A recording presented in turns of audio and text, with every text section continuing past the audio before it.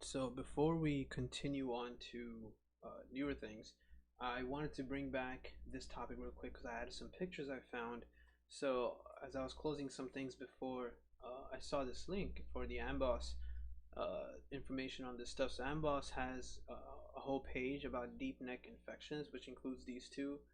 And they had two images relevant to exactly what we need to see, because this is what always ends up happening, right? So you study a topic on your step book, first aid, or whatever, and sometimes they don't have the diagnostic imaging you would be looking for, right? So an X-ray or a CT to actually see what you were supposed to expect. So here we see on the left, this one is an X-ray, a lateral X-ray of the neck, where they're saying, they said that the soft tissue should be really wide, right? It's less than 50% of the width, but it's still wider than it normally would be, and that's what you're seeing here, right? So if you look at this lateral X-ray, this entire length here to here is the soft tissue that's kind of taking up the space for where air would go down. Air would go down this gray part right here, right, or the blacker part, the darker part right there is where the air would go down. So you can see how this is going to make it a little harder for them to breathe. And of course, by extending their neck, they're able to kind of pull this back, right, because it'll go with the bone and make more space over here so that air can go down, right? Same thing with laying down as well. So supine, they feel better as well. On the other side, we have a CT, right, where number 3 is going to show you a left side peritonsillar abscess. So remember, with CTs and most images, you are supposed to imagine that you're standing at the patient's feet and looking at the patient, such that the patient is laying there, and this is their left side, right? This is their right side. So they're laying there with their eyes pointing up, and you're looking at them from their feet. That's how all imaging is generally supposed to be. So what you're noticing is this thing here, right? It's not supposed to be like that. If you look at this image, if you cut it down in half, basically, then, let's see, let me grab like right here, basically. So you can see there's a clear difference between what we see on this left side right here, where the arrow number 3 is pointing, versus on the other side, right? So this is one of the tonsils that are really swollen and abscessed up. Okay, so that's what you're visualizing, and this image is on that link, the deep neck infections, where they talk more about various cases and presentation and stuff. Just a simple thing, because you don't want to get messed up by this question. It's not that intense of a question. It's a very straightforward topic. However, it's not a very commonly spoken about topic. You don't find med students discussing this every single day or anything like that. And you want to get every single question right. The thing is that, with this kind of a topic, the mentality, the psychology behind taking a step exam is that when you sit down and you get this question, let's say you have a question on peritonsillar abscess and they don't tell you too much. Maybe a 12-year-old patient came in, has a little bit of sore throat.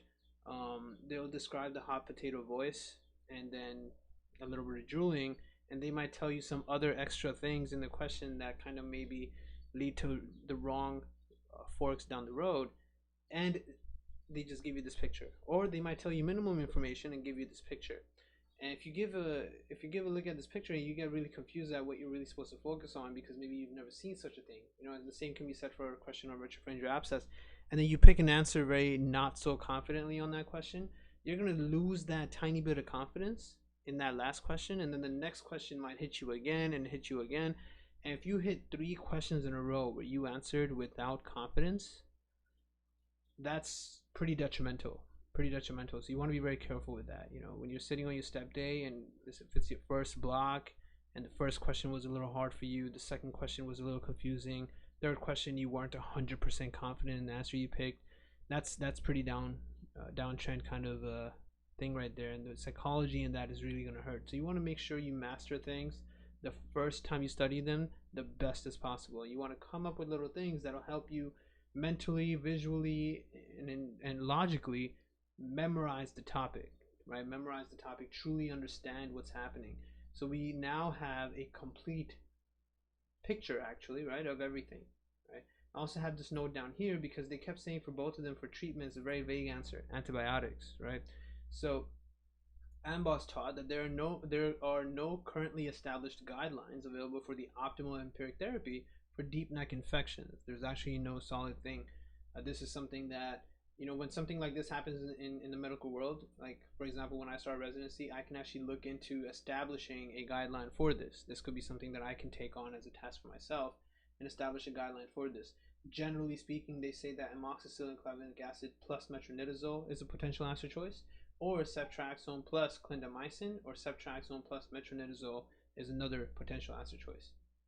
Right? But it's going to require multi-therapy if it's empiric, because anything can be a part. You have to include gram positive, gram negative, as well as possible anaerobic stuff. So you have to be very careful what you pick. No singular thing is going to work. Sometimes you may even have to pick vancomycin as an answer choice, because you don't really wait for cultures to come back. Right? You don't really wait for cultures to come back, because this can get remember, now at this point the patient is with you, so that means that the patient came in because they weren't doing well. No one comes in the moment they start feeling symptoms. They come in when things get worse. So at this point it's very likely that this patient can't breathe, or can't breathe that well, so you can't let it prolong and get worse. So you need to treat it right away as soon as possible. So that's the full picture for that. Get that straight in there. And then of course, if you want to read more about it, and this is true for almost any topic, you can just search amboss retropharyngeal abscess, and then boom, you get a whole article. Right? Remember, amboss is a little better than UWorld in the sense that it's not just a QBank, it's also a book, theoretically speaking. They have information for everything with a lot of imagery, a lot of radiographic imagery, histologic imagery, whatever it is you want to get good at, ultrasounds, CT scans, x-rays, whatever it is. And they break it down for you, and they also have the highlighting they do. Like this image was actually highlighted as well, where they kind of shaded something green to show you what that green area is supposed to be and stuff like that. They do that for all the pictures, which is wonderful. So that's kind of been one of the major reasons I've always loved amboss for teaching purposes. And then we did this last time. Where are we up to? We did the pertussis last time. Oh, right, the torches infections and all of these guys. Okay. So first thing we have are viral xanthoms, right? Viral xanthoms, big topic, big issue. So let me open up step 1 first aid as well, because there's a lot to go back to look at. This is virology, and we're going to start looking. So I even for all of this, amboss had images like this. Okay, so I took those and put them in the first aid book for step 1. So we're going to look at these things together. First thing we have here, erythema infectiosum, which is known as fifth disease, parvovirus B19. I also just remember the parvo as 5, and just think of parvo, penta, all that together. So just in case they have an answer choice saying fifth disease, I've seen that happen, so it can. This is fifth disease, and roseola infantum is 7th, I believe, 7th or 6th, something like that. I should write that down here too. You see, they didn't write it down. No, but it's in the other image. We'll see when we get there. I think 6th disease. We'll figure it out. So this is fifth disease, erythema infectiosum by parvovirus B19, the notorious slapped cheek fever thing. Right? Prodrome, nothing really. Then there's a rash that pops up. It's a very pruritic, itchy rash. Maculopapular erythematous, very, very red, as you can see in this picture right here. This is called slap cheek, because this is literally what would happen if you kept slapping both cheeks for someone, right? To not be confused with a what do you call it, a butterfly rash. This is not a butterfly rash. On top of that, the lupus butterfly rash is not itchy. That's just a rash. It's not itchy. This becomes really problematic when you have to worry about darker skinned patients, right? Because then it doesn't show this well. A darker skinned patient's pink cheeks will not look so pink, right? So that ends up being something concerning. Actually, let me actually see if I can find a picture.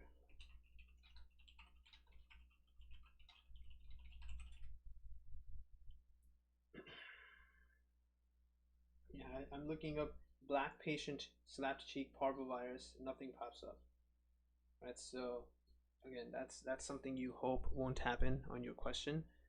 Because then you'll have to work off of a couple things. If they ever give you a black patient with some kind of butterfly type of rash, because this, theoretically speaking, is exactly what we would refer to as a butterfly rash. It goes over the nose and both cheeks, but it's itchy in parvovirus. It's not supposed to be itchy in lupus at all.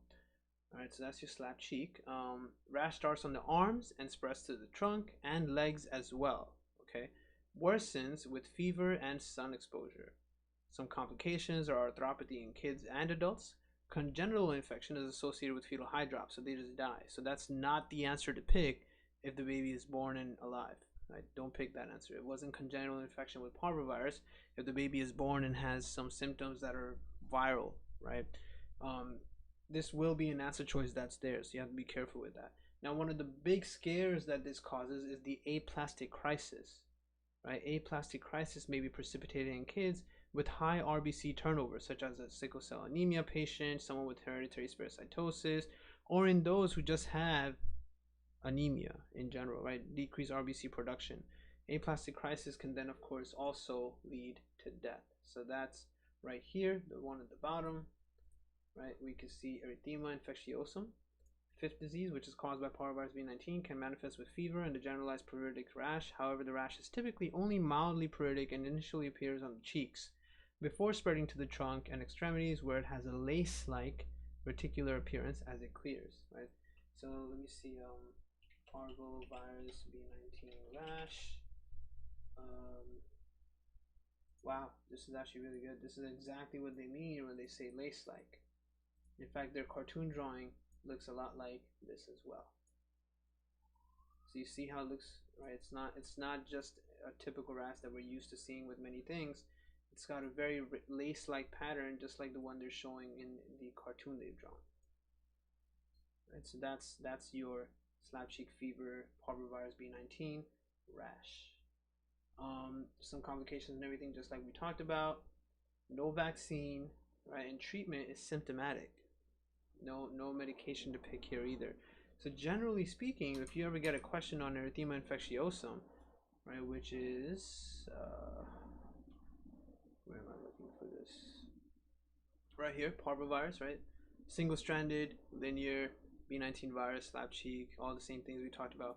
You see, I wrote right here, no treatment necessary. Don't end up convincing yourself to pick some antiviral medication. Just support them. Just give supportive treatment, hydration, make sure they can breathe. If they need a blood transfusion, then blood transfusion, stuff like that, right? B19 virus replicates within erythrocyte precursors in the bone marrow by expressing blood group P antigen globoside, the cellular receptor for B19. Viral replication lyses red blood cells, which is what causes some of the anemia they end up having. And here's two more pictures showing the same slapped cheek rash, but they're both white people basically, right? No one with more melanin. So hopefully they'll never use a picture of a patient, because black people can get this, right? It's not like it's specific to white people only. Anyone can get it, Indian, black, whatever it might be. People with melanin can also get this. Fortunately for us, they make sure they pick white people on pictures, because you can actually see the rash very clearly on fair skin. So that's that. All right. Parvovirus is the smallest DNA virus, and it is single-stranded and linear. Right? So that's a technical thing you needed to know during step 1 days. This was something important to memorize because it was actually pretty unique compared to the other guys. Right? All your DNA viruses, all of them had many features that were shared.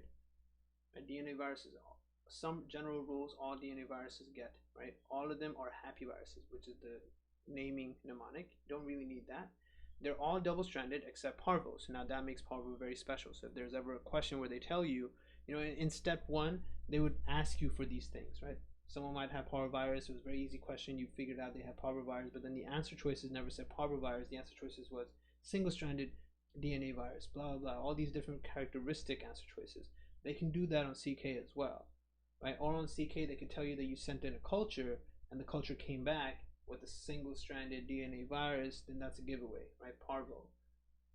So you got to pick that. You got to remember that as well. And then parvo is also linear, so that's something that's important as well. Actually, all of them are linear except papilloma and polyoma, and then hepatina is half a virus. Right? It's circular and incomplete. That's a half a virus. All of them are icosahedral. Pox is special as well. Pox is very special because it actually replicates inside the nucleus. That's the most unique thing about pox virus. So we'll see all of these as we go on, but hepatina, parvovirus being the key thing right here. A single-stranded linear smallest DNA virus causes B19, no treatment necessary, supportive treatment, make sure they're not dying of anemia.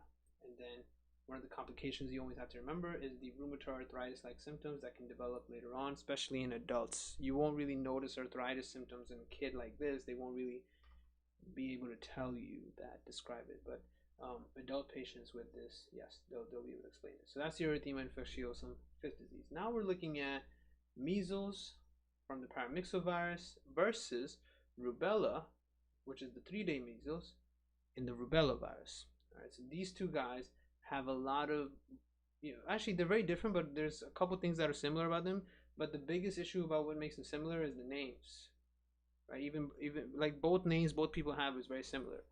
Rubella and rubeola, or measles and German measles. It's really no, they don't have different names. It's pretty much the same name at that point. So measles, paramyxovirus.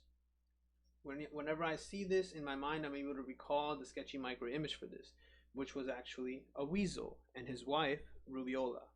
Rubeola sounds like the name of a girl because it ends in A, so you always remember measles is actually the rubeola virus.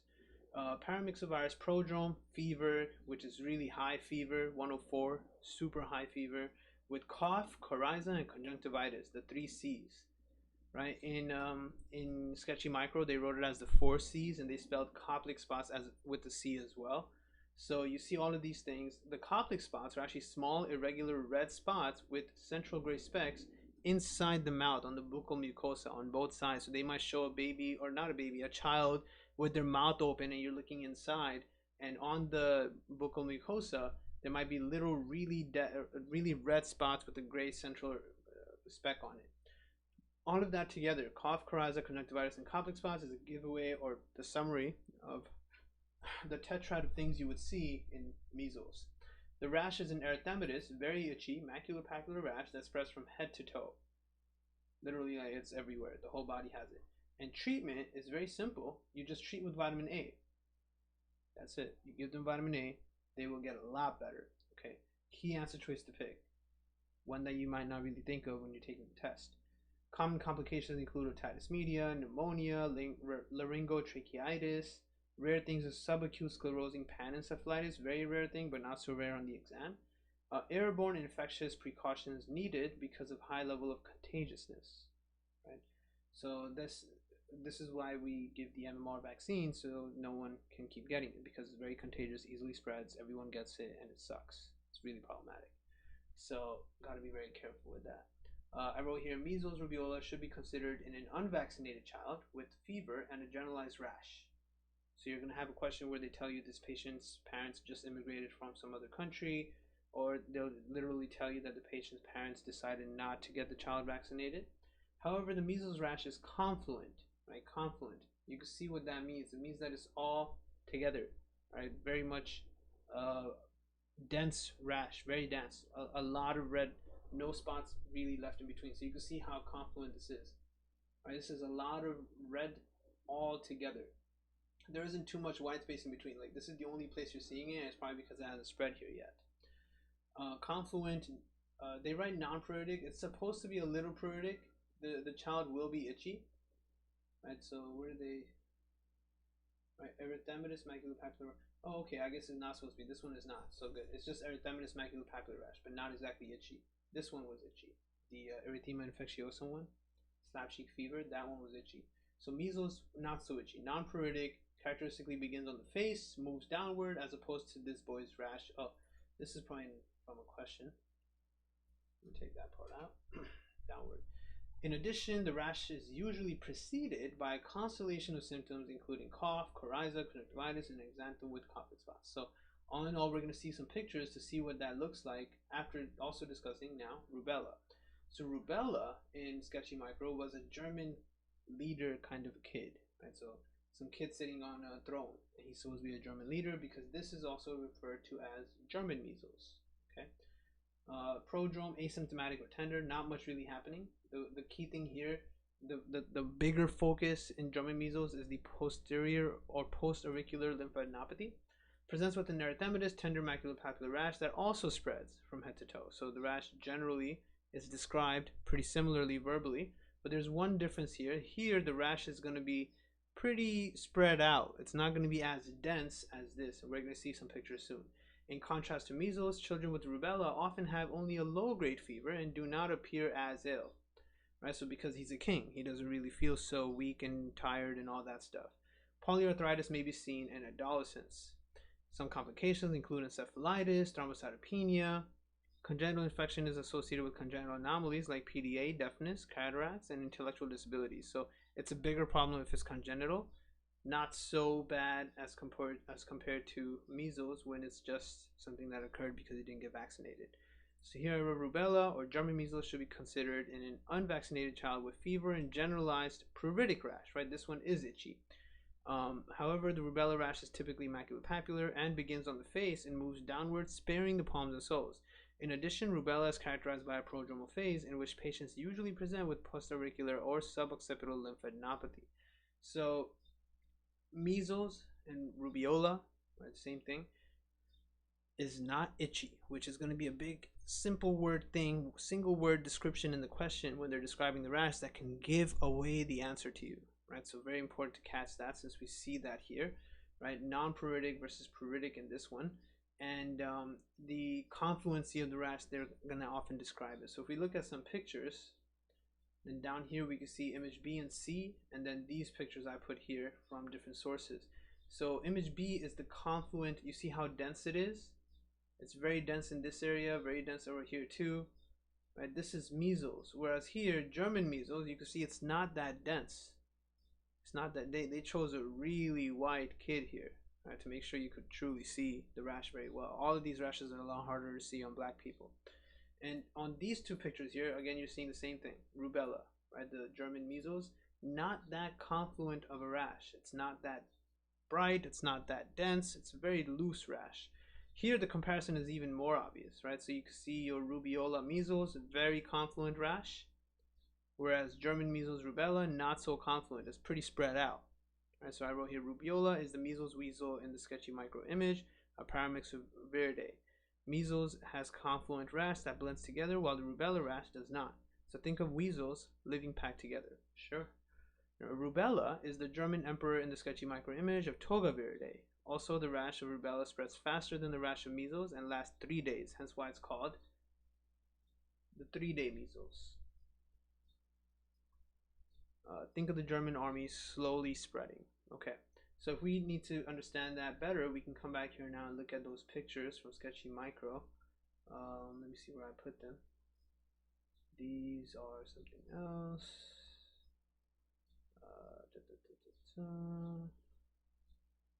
Should be here somewhere. Oh, okay. So here is the conversation from rubella, right? Look at this question for rubella, step 1. So it's a toga virus. This image here is also very important. Look at what's happening here. An infant born to a 27-year-old immigrant is evaluated for hearing loss. Physical exam demonstrates white pupils and a continuous machinery murmur over the left infraclavicular area, hence a PDA. Which of the following preconception interventions would have most likely prevented this infant's condition? And what she needed to do is get a live attenuated vaccine, right, before preconception, right, before she got pregnant, because you're never supposed to give these viruses, the MMR vaccine, you shouldn't give that to a pregnant woman, and we're going to see that in the picture too. Congenital rubella syndrome, being born with rubella, is characterized by deafness, cataracts, PDA, microcephaly, and mental retardation. And what you're seeing here is often described as the blueberry rash, right, blueberry muffin appearance due to a dermal extramedullary hematopoiesis, trying to make red blood cells in their skin. Okay, so this is a baby born with rubella, and this here is rubella. This is a sketchy micro image for rubella where you're seeing everything. So this is the kid. He's itching himself because the German measles one was the one that's, let me see, just make sure about that, because I actually didn't have that memorized. Yeah, this one is the one that's generally pruritic, right? So this kid is actually scratching behind his neck, which is very specific because behind his neck, or postauricular, behind the ear, is where he's also going to have his lymphadenopathy. The rash is not that thick, right? It's not that dense. So the red gems on his seat, right, going from up down, are to depict the rash, but they're not that confluent. Okay, so it's pretty spread out. Most of the chair is white. Now, what you're seeing with these two adults are taking care of him, they have arthritis. You see the knee pain? Okay, that's the only real thing you worry about. And what you're seeing in the back is the stuff that happens congenitally. So the torches are here to remind you of torches infections. And the sun is supposed to tell you there's a positive DNA virus. The sunlight has a positive glare. The kid in this wall, the infant in the wall, is showing you all the symptoms. So you have aqueductus arteriosus to remind you of PDA, and that's the name of the wall, but that's actually reminding you of the PDA that they can have. So the machine-like murmur, the little blue dots all around are to remind you of the blueberry muffin rash, right? And you can see the shape of the door is actually the shape of a muffin, and the baby is all kind of yellowish because jaundice can also be seen. And generally speaking, the blindness is the key thing, and also deafness. So you see how the baby has the ears covered and eyes closed, blindness and deafness. Okay, so you get it all down.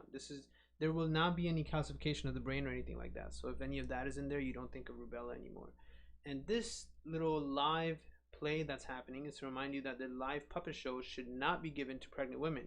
In fact, in this live puppet, what you're seeing is the doctor that's trying to vaccine, someone stopping them, and then this pregnant woman running away, right? Because you don't give MMR, so it's 3 characters, to pregnant women, right? But before they get pregnant, you should. If they've never been given an MMR or they need a booster for their MMR, you give it to them. This is another question right here. So during the first trimester of pregnancy, a 22-year-old immigrant from Middle East develops a low-grade fever and maculopapular rash. Over 48 hours, the rash spreads from her face and chest to her trunk and extremities, really making you think between rubella or rubeola, either one of them. Physical exam also detects post-auricular lymphadenopathy. So now you know it's German measles, it's rubella. The mother is at risk for which of the following immediate complications, and the fetus is at risk for which of the following congenital defects. So then there were 2 answer choices. The mother would have polyarthralgia and the infant would have deafness. This was the only answer choice that got both of them correct. So that was the one to pick. The patient's immigration history suggests that she may not have been vaccinated against measles, mumps, and rubella at the 12 to 15 months of age. In fact, if they don't tell you that the patient has all their vaccinations and they tell you that the patient is an immigrant, then you can safely assume they have not been vaccinated, because that is how you're supposed to practice. Measles and German measles are 2 acute viral exanthems whose maculopapular rash begin on the head and neck and spread downwards. The patient's presentation is of rubella. Maternal rubella infection produces a low-grade fever, a maculopapular rash with cephalocaudal progression, and then the postauricular or suboccipital lymphadenopathy, all of which she has. Most adult women patients develop polyarthritis and polyarthralgia as sequelae. Congenital rubella syndrome has, as we've seen, sensory neural deafness, cataracts for the blindness aspect, and the cardiac PDA with the machine-like murmur. Right. So that's all your German measles rubella. Okay, you gotta get the names down exactly like that. Gotta memorize that shit. It's pretty dumb how they named everything the same. And then this here is the paromyxovirus paranormal mixer, a party that's happening for all the different viruses that are parts of this. And thankfully, the other 2 guys of MMR are both here. So you have your measles weasel with his wife and kid, and the mumps mummy with his kid. Okay, both of these are paramyxoviridae. These guys are negative DNA viruses, so that's why it's not a sunny day, it's at nighttime, and the cloud is a minus sign. As well as you can see some of the other guys, right? So you have your RSV causing the croup, which is all described in the back, and we talked about that earlier. Now, the kids that are here are playing with some gooey stuff, right? And then there's also this octopus food stuff. Those are some things that are supposed to remind you of the, right? So you can, it's a pretty freaking long story, actually. So that's something you can check out in the book when you have your own time. But it's supposed to remind you of the there you go, the HA hemagglutinase, which is the sticky stuff, I believe. Right, let me just see. The lady weasel is reaching for tentacles, which is a symbol of octopus from orthomyxovirus, reminding of the oh, okay, so the tentacles she's eating is for hemagglutinase. And the F is the glue on them, F for fusion protein. That's the glue they're all playing with, right? So both have it. Both of them have it. Rubeola, the wife, is the same thing as measles, right? She's actually going for the octopus. Mumps guy is also holding some octopus, so that's for hemagglutinase, all the heme that's sticking together. And their kids are playing with this gooey stuff for fusion protein. So HA and F protein are both part of both measles and mumps.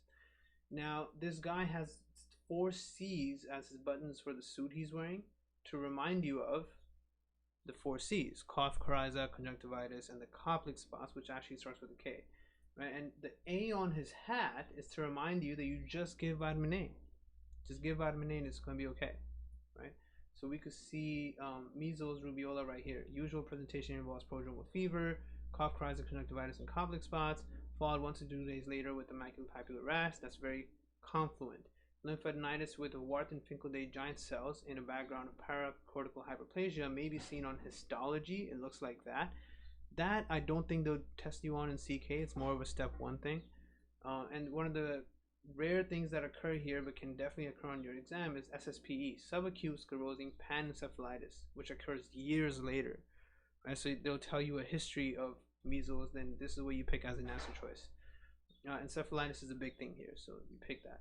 And then giant cell pneumonia, I don't think this will ever happen, but if it does, hopefully you remember. And they tell you right here, vitamin A supplementation can reduce morbidity and mortality from measles, particularly in malnourished kids. And pneumonia is the most common cause of measles-associated death in kids. So although it's a thing, I've never seen it in a question. I don't ever remember seeing a measles question that had, pneumonia in it. And here you're seeing the Koplik spot, so you can see it's redness with a little gray spot in the middle. Right, so redness with a little bit of like a gray white spot in the middle on the buccal mucosa. There's nothing to look at on buccal mucosa for any of the other guys, so this is the only one you really worry about when it comes to this topic. And here's a question. I think, what is it related to? No, this is viral pericarditis. Do I have a question for? No. Okay, so I don't think I have a question for this. Maybe in the CK book, but that's your summary of those guys. If we go back to the beginning now to look at the amboss image, that's right here. So you see how for the German rubella, it's only really dense up here, but the rest of the body is not that dense at all, right? Not that dense at all. And the more critical thing here is the post-auricular, post-occipital lymphadenopathy that will occur, and it's going to be bilateral. They're only drawing it on one side here, but it's going to be bilateral, right? Whereas for measles, they could have it too, but it's not really mentioned much. They could have it as well, and it'll be bilateral. I'm telling you, there's too much overlap. But you can see how dense the rash is. You can see that you need to look at their buccal mucosa for the Koplik spots. They're also going to have conjunctivitis, which doesn't occur in the German measles thing, right? So there's a lot of key things there. A lot of key things there to really help you grab this correctly, right? But the rash is just erythematous, maculopapular blanching, and partially confluent. Here, same thing, erythematous, maculopapular blanching, non-confluent, medium-sized spots that doesn't all kind of come together and blend and make the child look like they're all red, right? So hopefully you figure it out. The 3-day thing is a big deal too. If they tell you it's been over 3 days, then that's another reason you would think of measles, right? But the 4 C's of measles and the 3-day German rubella are completely different. You really need to tell yourself that. You need to be able to differentiate the two perfectly. There should be no confusion, otherwise you're going to be very confused during the test and you're going to get it wrong, right? And with German measles, they really like asking about the congenital part, because there's no real difference in the congenital version of this, but this one there's a lot here, okay? So that's really it for that too. Next one, roseola infantum. So that's, let me see, I should have one for that too here. Yeah, right here. So roseola infantum due to HHV 6 or 7. Also called 6th disease. Okay, there you go. So 5th disease was parvovirus, and then 6th disease is roseola infantum, which goes well with the fact that HHV 6 is the one causing it. Also, don't really pick HHV 7. It is HHV 6. I vaguely recall now, I had done a question where they had both answer choices, and you had to pick the 6 as the answer choice. So that was really dumb that they had both answer choices, but that can happen.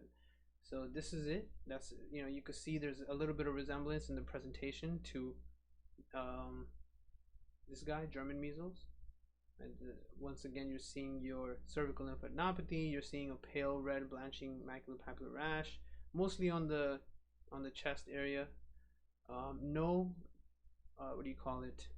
no conjunctivitis, but there is edematous eyelids, right? There's a lot of swelling, as you can see, around the eyelids, which is pretty unique here. Bulging fontanelle, it kind of sucks to have.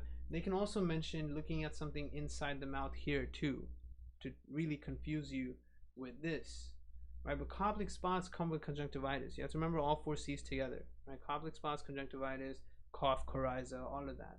Here, it's not that you're looking at complex spots. This is really just something called Nagayama, which is a uvulo-palatoglossal spot, Nagayama spots, right?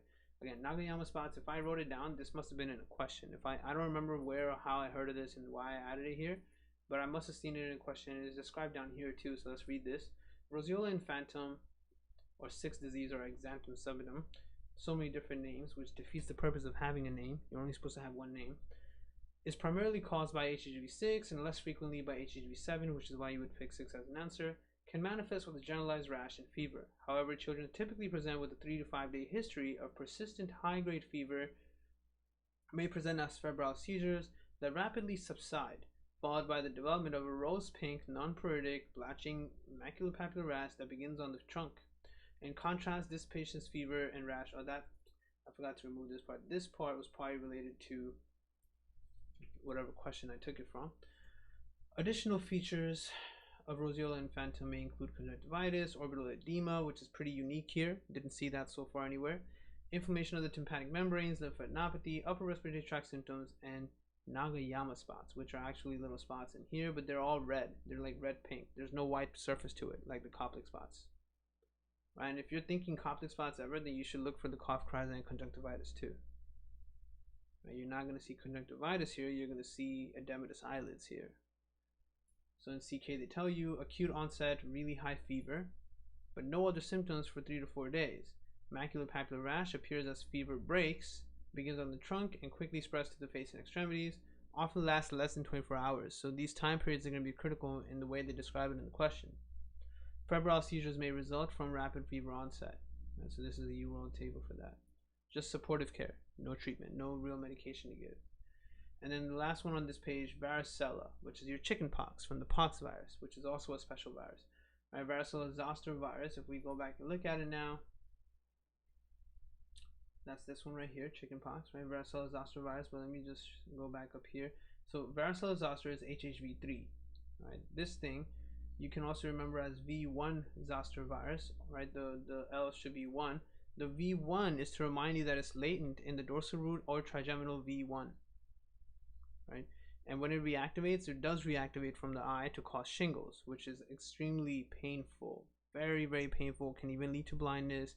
Thankfully, there's a treatment for it, but in India, a lot of people just died because of it. Right? Very recently in India, there was a really bad COVID wave. People got really sick, some made it through, but it's when you're really sick that these viruses, these latent viruses reactivate. So a lot of patients in India actually died of the crazy pain and lack of treatment for shingles. So this is actually a very feared thing in India right now. For all the people that didn't know what the heck shingles is, now they know. And a lot of people actually died or went permanently blind because they didn't treat it. Right? It reactivates in the eye and destroys the eye. And remember, it also stays on half of the body, right? Only a half the face. It can also occur anywhere else too, on the trunk, on the legs, anywhere. But it'll stay on one side. Right? So shingles, and then post-herpetic neuralgia, right? Most common complication, both of these. So this here, what we're seeing is post-herpetic neuralgia, which is very painful. And that's the one that reactivates from V1. Very problematic. So they tell you here, prodrome, mild fever, anorexia, malaise, precede the rash by 24 hours. Generalized pruritic teardrop vesicles on red base. Lesions are often at different stages of healing. Rash usually appears on the face and spreads to the rest of the body, sparing the palm of the soles. Infectious from 24 hours before eruption until lesions crust over. Progressive varicella with meningoencephalitis, pneumonia, and hepatitis in the immunocompromised. Skin lesions may develop secondary bacterial infections. Ray syndrome associated with aspirin use is also common here because a lot of parents see their child having all this shit happen and they give them aspirin. Right, pediatricians routinely tell parents when they come in for their first visit with kids, don't ever give your child aspirin. We have to tease that to our patients because a lot of people don't tend to know that, and aspirin is very easy to buy over the counter. Varicella may be prevented with vaccine or with post-exposure prophylaxis for non-immunized patients of more than 1 year of age. Right? IG for immunocompromised and vaccine for immunocompetent. For the immunocompromised people, you give them the immunoglobulin they won't be able to make, right?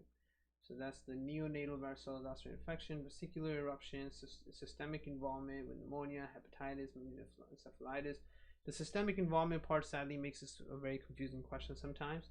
But thankfully, you could treat all things related to varicella zoster virus with just acyclovir, even the postherpetic neuralgia. Right? You need to give them acyclovir, make sure everything goes away, and then just the neuralgia part, you can give them gabapentin and hope that it helps.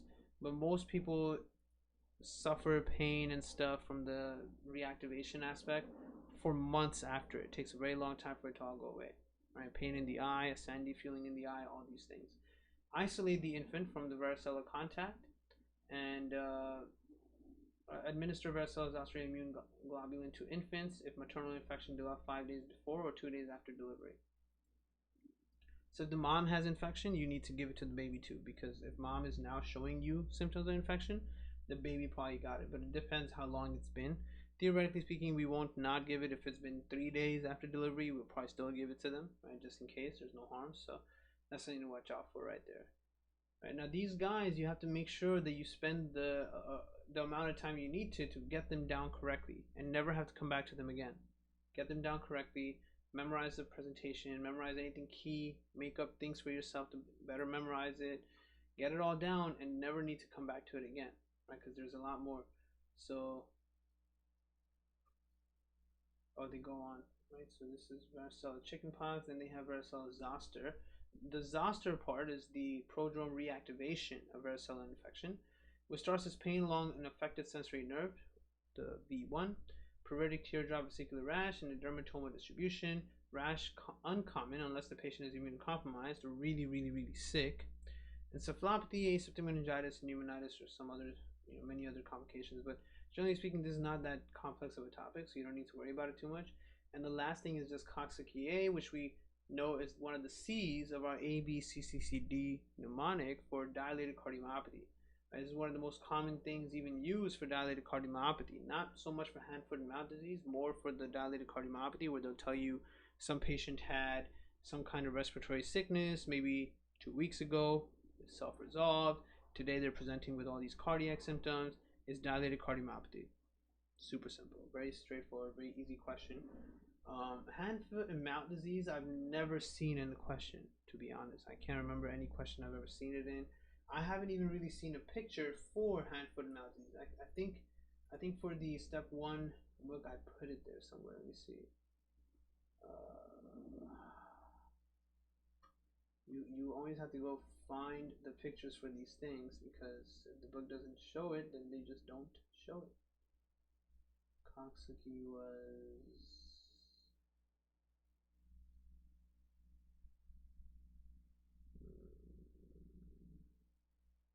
Where did I put that?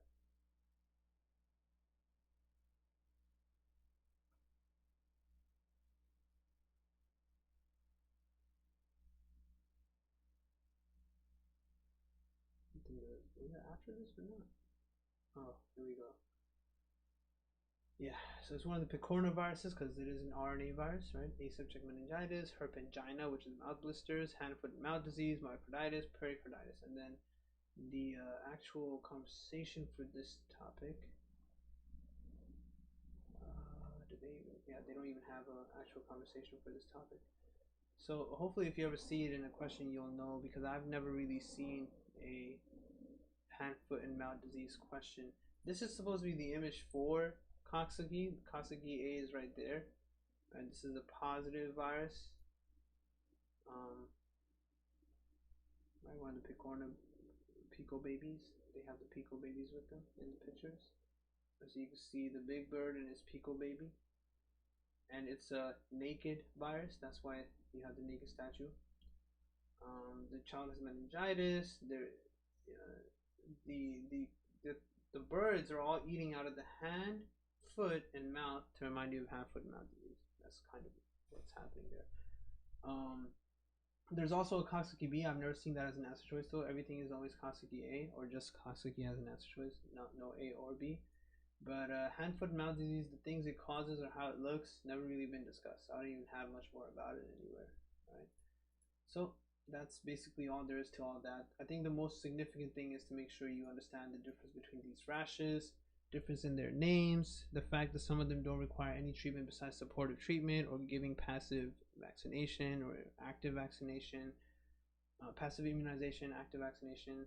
Right here, you're seeing the chickenpox, which almost everyone had at some point until medicine got better. But a long time ago, this used to be a very common thing. You know, it was very bad, very painful, easily spreads, becomes latent, reactivates later. Sucks to have the reactivation aspect. And if you take too long to get the acyclovir treatment, then things just get worse and worse, right? So those are all your viral xanthomas, right? The next thing are your torches infections. Torches infections, microbes that can be transmitted vertically, usually transplacental, but occur perinatally. May cause non-specific signs such as growth retardation, hepatosplenomegaly, jaundice, and thrombocytopenia. So your torches infections start off right here, these guys, right? So the torches are TO for Toxoplasma gondii, R for rubella, which we just talked about, C for CMV, H for HIV, and then the same H and HE are supposed to remind you of HSV2, and S for syphilis. All of these, if the mom has it and she gives birth, there's a very high chance that the baby's going to get it.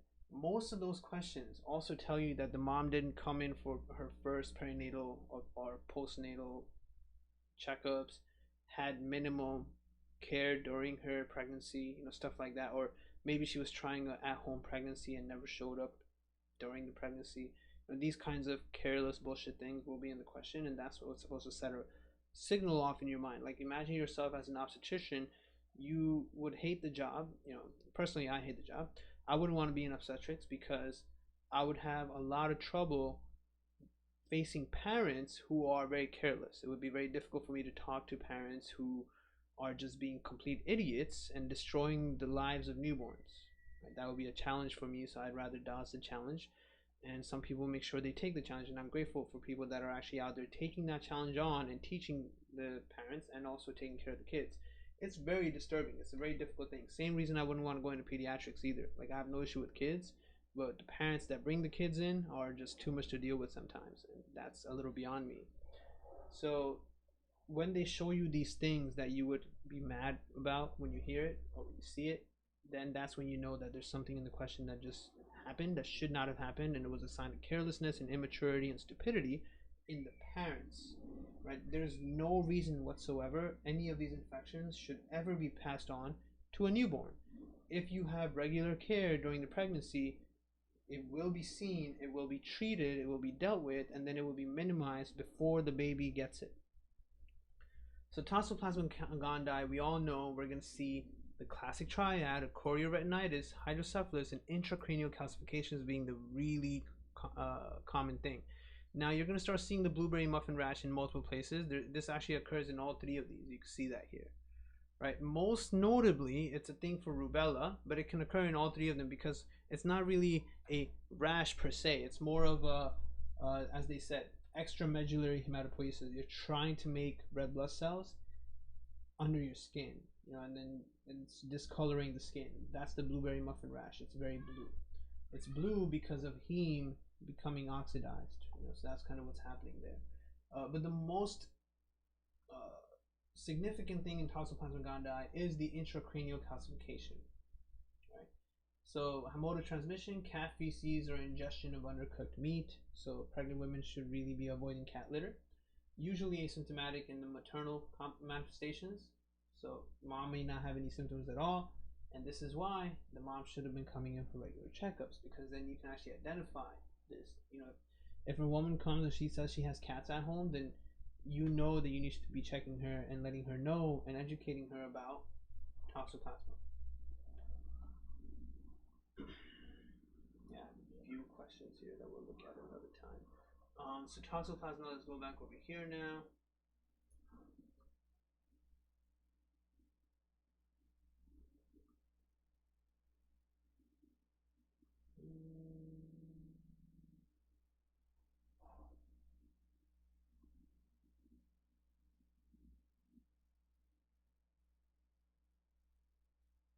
No, it's not a virus. What am I looking at? Sorry. Yeah, there you go. Forgot we were under viruses. Toxo is not a virus.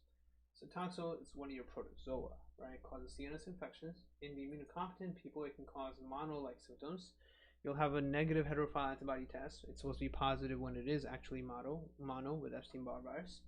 Reactivation in AIDS leads to brain abscess, usually seen as multiple ring-enhancing lesions on MRI in an adult. Congenital toxoplasmosis presents with everything this cat right here has, right? So you have the chorioretinitis depicted by the glasses, hydrocephalus, and intracranial calcification. So actually all of these cats kind of show all those symptoms. So you got this guy with the glasses, the Gandhi type guy, that's the chorioretinitis. This cat with the big fishbowl stuck on the head is full of water, hydrocephalus. And then this cat with all the milk on his head for intracranial calcification. Transmission, as we saw, cyst and meat. That's the most common. You pick this. Don't pick oocyst and cat feces. Both of these can be answer choices. But most moms will actually get it because of cysts that were in the meat they were eating, undercooked meat. That's how moms will actually get it, because moms, as we said, should be educated and know they should avoid cat litter. So they'll be avoiding the cat feces, but they'll still just end up having some undercooked meat or something at some point, and it turns out it has cysts in the meat, right? So pregnant women should avoid cats, period. If you touch the cat and then you cook the meat and then the meat didn't get cooked all the way and you ate the undercooked meat with the oocysts in it, then dumb. That's really dumb, and boom, of course, right away you're gonna get toxoplasma. Sulfadiazine plus pyrimethamine. That's the answer. That's how you treat it. This guy, this cat over here, the Benjamin Franklin cat with the the kite and the key experiment.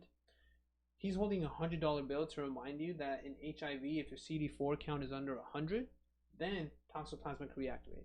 So that's what this is about. The eggs are always about the sulfadiazine, sulfa medication, and pyrimethamine. I don't remember if they actually have anything in the picture for that, but you have to pick both answer choices. You have to give both. You can't just give one either. Both of them have to be administered to the patient, right? So that's what we have here, all in all. Next one, rubella. We just talked about it, so we're done there, right? With the PDA, so you get the continuous machine-like murmur. Blindness, deafness, cataracts basically make a child pretty blind. They can't see. They won't have the tracking. They won't have the social smile, any of that. CMV, congenital. Sorry, what am I saying? What was forgot. Cytomegalovirus, right? Where cytomegalovirus, you always supposed to think of it as sight, S-I-G-H-T. Sight, can't see. Cytomegalovirus. And the reason you think of sight is because of something very specific. So I'll go back to the viruses and I'll remind you of why the sight thing was critical, because sight should remind you of the owl's eye. So that's right here, right? It's HHV5. Congenital, transfusion, sexual contact, many ways of actually spreading this. It causes mono with a negative monospot test, the negative heterophile antibody agglutination, just like toxo. But toxo causes mono in immunocompromised patients. This actually can cause mono-like symptoms. Mono-like symptoms basically include a lot of lymphadenopathy everywhere. Infection in immunocompromised, especially pneumonia in transplant patients. This is very critical here. A person with a lung transplant who randomly all of a sudden has these really weird symptoms related to CMV. That means that there was CMV in the lung that you gave them, right? And esophagitis is also critical here. As you can see, CMV causes linear ulceration, right? So that's very important as well. Esophagitis here has linear ulcers. HSV also causes, remember back here we had all these pictures. So this one is here showing you HSV1. The esophagitis here has punched out ulcers, circular, it's like a hole puncher, right? So all of that we've learned when we did the GIT section. And congenital CMV, they don't really talk about it. They didn't describe it, so I wrote it here. Causes chorioretinitis, sensory neural deafness, seizures, jaundice, hepatosplenomegaly, and microcephaly. It causes a lot of the same things as toxo, but no intracranial calcification, right? And the site part is to remind you of that. Chorioretinitis, also the site for owl eye. There's going to be owl eye inclusions if they even try checking for that in the question, right? This thing becomes latent in mononuclear cells, which also really sucks. Right, so the whole story is important because you might see symptoms in the mom, and whatever symptoms the mom had then passes on to what are you supposed to see in the patient. Now, if the mom had a lot of symptoms, that's another reason it's not toxo, because toxo doesn't do anything in the mom. Right? It doesn't really cause much in an immunocompetent mom, usually asymptomatic. But CMV can cause some symptoms in the mom, especially the mono thing. So, a lot of ways to differentiate. HIV, we know, this is a whole topic of its own. It's a whole video of its own. You go back and check out all of HIV. You look at all the different things that can occur. You have to know all the different CD4 count values that matter for all the different prophylactic medications you have to give as CD4 count goes below 400. So that is its own thing. Of course, you can also pass this down to the baby. We learned in obstetrics that you have to make sure that the HIV viral count was at a certain level to fix that. So let's go back and look at what that was about. So if we go to obstetrics and teratology and fetal infections, right? The fetal infections part in obstetrics obviously goes hands in hand with the torches infection part in pediatrics. So here we're seeing congenital toxoplasmosis, right? Undercooked meat, unwashed produce, unprotected handling of cat feces, same symptoms we looked at. And there's a medication here called spiramycin, right? This is the congenital toxoplasmosis medication, spiramycin. Whereas for the mom, pyrimethamine and sulfadiazine is the thing, right? So I never tend to remember spiramycin, so be very careful. If I haven't gotten this down, hopefully you will remember this and study this and pick this as the answer choice for the congenital thing you give to the baby. Okay. Rubella we finished. CMV, pretty straightforward. Neonatal HSV, pretty straightforward as well. We looked at all the symptoms you would get. Mainly it's going to cause the CNS things because that's what HSV does. It's also often just going to be HSV2 because it's transmitted from the vagina. So you think of it as the same thing as two people for sex, and then the sex leads to a baby, so HSV2. Generally speaking, the most complicated thing about this is that the mom needs to be treated with acyclovir, and if the mom has active lesions in the vaginal area, then you have to do a C-section. If the mom does not have active lesions in the vaginal area at all, then you can do vaginal delivery. Now here's HIV. HIV management during pregnancy. HIV RNA viral load at initial visit and every 2 to 4 weeks after initial or change of therapy, monthly until undetectable, then every 3 months. All of this obviously never happened for any patient who says that they had no prenatal care, right? That they never had any perinatal care either, and they just came in ready to deliver, right? They've never been checked. So then they could have this, and they could have any of these things, and that's kind of going to be the thing in those questions. CD4 cell count should be looked at every 3 to 6 months. Resistance testing if not previously performed. Resistance to medications. ART initiation as early as possible, and avoid amniocentesis because that can be dangerous for the baby. But you have to do amniocentesis if the viral, avoid amniocentesis unless the viral load is less than 1,000 copies per milliliter, right? Avoid artificial, so intrapartum, avoid artificial rupture of membranes, fetal scalp electrode, or operative vaginal delivery. Avoid any of those things. If the viral load is less than 1,000 copies per milliliter, then you do ART plus vaginal delivery. If the viral load is more than 1,000 copies, then you do ART, zidovudine, and cesarean delivery. So you see, for both HSV and HIV, there are different things that have to occur for whether or not you do vaginal or cesarean delivery. Pretty logical though, right? If the viral load is super high, and we're looking at 1,000 as the cutoff point, if viral load is more than 1,000, you do cesarean delivery. If viral load is less than 1,000, you could do the vaginal delivery. And zidovudine is the safe heart medication you can give during pregnancy, right? AZT. There's also nevirapine. So a lot of things happening here. We got to be careful. You got to get it all down. And then syphilis is going to be one we're going to be looking at soon too. It's also part of the torches infections. Maculopapular skin rash, lymphadenopathy, hepatomegaly, but a lot of other weird symptoms. You get the sniffles, a lot of flu-like symptoms. Most babies don't even make it. They have a saber shin, a saddle nose, see it's Hutchinson triad with the peg-shaped central incisors, deafness, weird teeth, really weird teeth, very pointy Hutchinson teeth as they call it, and the CNS involvement. So it's a lot of things happening there. And dark field microscopy is obviously the thing we've always said we need to do. FTA-ABS is the more confirmatory version. VDRL and RPR are things that can have a negative, a false positive, right? Penicillin is the only real medication. Remember that even if you're allergic, you still need to use penicillin. Desensitize them and give penicillin, but that's all you can give them. And penicillin in pregnant women who test positive also. This is a question for syphilis. A newborn boy is brought to the nursery for evaluation. And you can see, look at this. The mom received no prenatal care, but reports that the pregnancy was uncomplicated and she was healthy. She's telling you herself that she's healthy because she's her own doctor. The infant was born via spontaneous vaginal delivery and she required no resuscitation. Apgar scores were fine. On exam, he's really tiny, below the 3rd percentile for weight, 25th for length, and 50th for head. So the head circumference is the only thing that's okay. Hepatosplenomegaly is present. Over the next 48 hours, he develops jaundice, rhinorrhea, and a maculopapular rash on the feet and buttocks that later desquamate. The rhinorrhea is the only giveaway in this question for syphilis. That's it. Right, so then they asked what congenital infection is most likely, and the answer was syphilis. 25% of people chose CMV. But you have to understand that if the mom had CMV, the mom would have a lot of symptoms as well. Right? The profuse rhinorrhea and desquamating rash suggests congenital syphilis. Penicillin therapy is curative and prevents development of late manifestations. Congenital CMV would have periventricular calcifications and a bunch of other things that can occur. Got to be careful with that, right?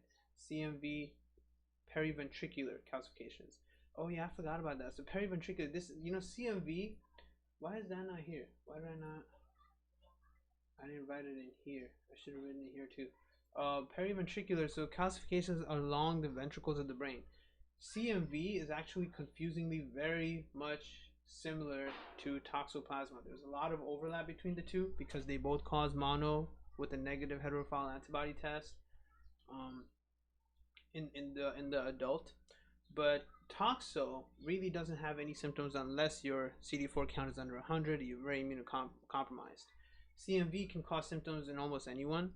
So, even though it's asymptomatic most times, just like that, it has a lot of more things it can do. So it can cause symptoms in an immunocompetent patient as well.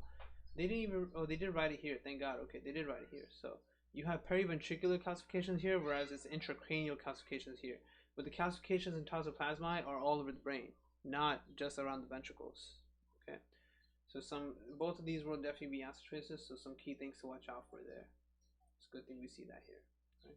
And we just finished syphilis. And then the very last thing they have here is just pinworm infection, mainly the Enterobius vermicularis. Enterobius vermicularis questions are, they're kind of annoying. They're really easy in just one way, is the itchiness in the butt. Pinworm is a parasitic infection that causes perianal pruritus. So the baby's going to be really itchy there, which is more pronounced at night. Diagnosis is made with the tape test, where you put a clear tape around the anal region, and the next morning you should find some worms that got stuck on it. Right, clear tape is pressed on the anal region in the morning and observed under the microscope for pinworm eggs. Treat the patient and all household contacts with albendazole, and it's really simple. The baby's not going to die. Very straightforward topic. Right. Let's just look at the few questions we have here, and then we're done for here. It's a common sequelae of many of these congenital infections. We've got it all down now. Let's look at this question. 2-month-old girl brought to the office by her parents for an initial visit. The family recently moved to the area and she has not been seen by a healthcare provider since hospital discharge. So, okay, this is fine. So she's coming for her initial visit of the 2-month-old girl. She was born via scheduled cesarean delivery at 39 weeks gestation. Routine prenatal serology was normal, so she had prenatal care. She had jaundice at age 2 days with total bilirubin 11.2, but neonatal jaundice is very common. Her 2-year-old sister also has a history of neonatal jaundice, which required phototherapy, which is exactly what you have to do, and as I said, is very common. Family has a dog and a cat that live inside. Weight, length, and head circumference are in the 5th percentile, so baby is born tiny. There's mild hepatosplenomegaly and jaundice, and cardiac auscultation shows a soft 1 out of 4 systolic ejection murmur. Ultrasound of the head reveals punctate calcifications around the ventricular margin. So ventricular calcification. What complication is she at most risk for, the 2-month-old girl? So the correct answer here was sensory neural hearing loss. 55% of people picked it. 15% of people chose cataracts, and 20% of people chose obstructive hydrocephalus. Obstructive hydrocephalus is an obstruction due to something in the brain that impeded CSF flow. It's never obstructive hydrocephalus for one of the tortuous infections. That's not what's actually happening there.